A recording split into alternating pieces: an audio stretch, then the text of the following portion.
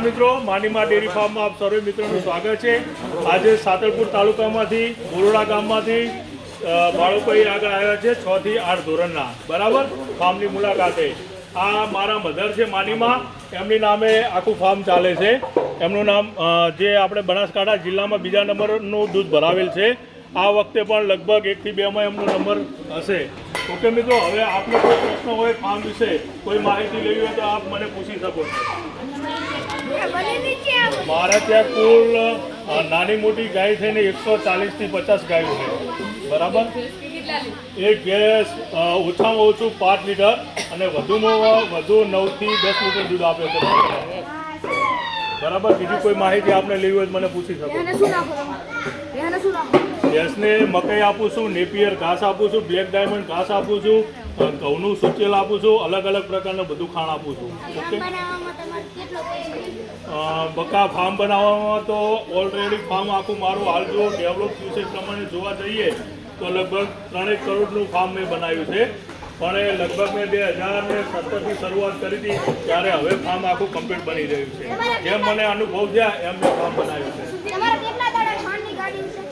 ખાણની ગાડી તો બકા જેમ જરૂરિયાત હોય એમ થઈ રહે, પણ લગભગ મહિને મારે 500 કટર દાણમાં જોવે છે।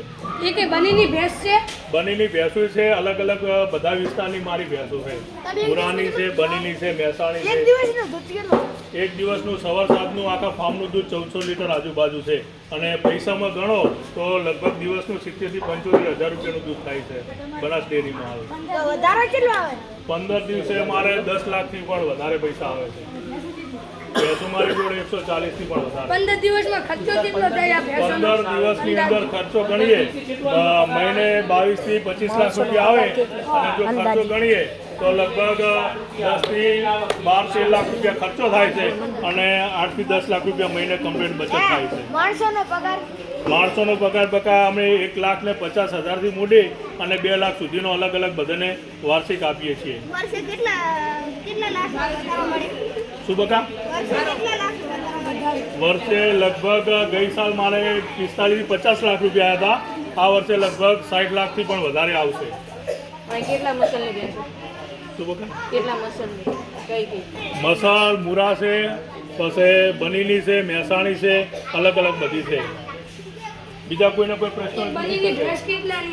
હવે બકા લેવા જઈએ તો એને ભેંસની કોઈ કિંમત ના હોય, કોઈ લાખમાં લે, કોઈ 2 લાખમાં લે, કોઈ 2.5 લાખમાં લે, જેવી એની કિંમત।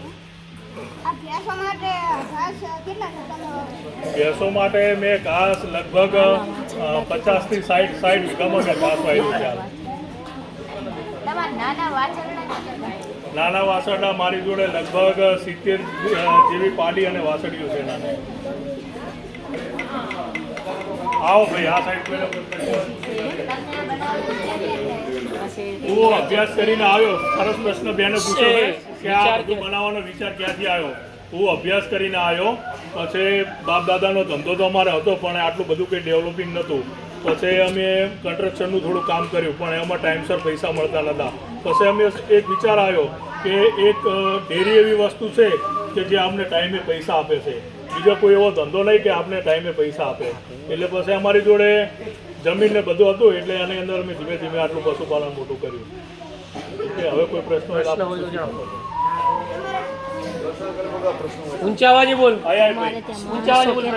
મારા ત્યાં બધા થઈને 25 થી 30 લોકો કામ કરે છે દરરોજના, બરાબર।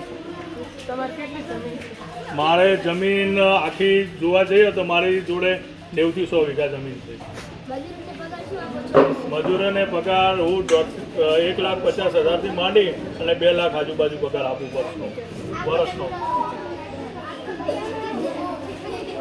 આ તબેલો જે બનાવ્યો છે મેં આખો, એ લગભગ 6 થી 7 વીઘામાં છે। બીજા કોઈને કોઈ પ્રશ્ન હોય આ પૂછી શકો છો? હા, તબેલા સાફ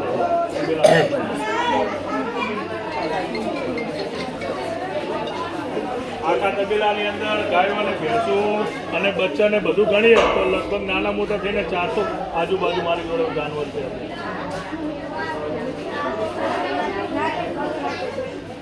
શું બેન પ્રશ્ન છે? બોલો।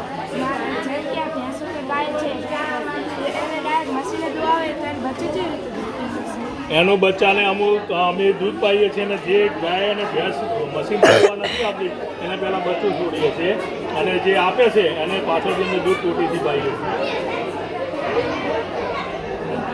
બીજા કોઈને કોઈ પ્રશ્ન કોઈ હોય તો કહો પ્રશ્ન.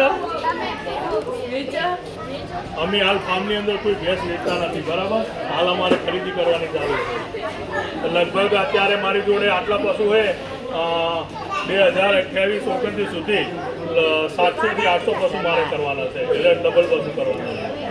તમારા ફાર્મમાં પાડા કેટલા છે? ભેંસોને ગાયું દોવા આપે, ગાયું હાલે આપે, ગાયું આપે છે 60 દોવા અને ભેંસો આપે છે 90 દોવા. એક મિનિટ બંધ કરી બેહીને થોડો પ્રશ્ન કરી.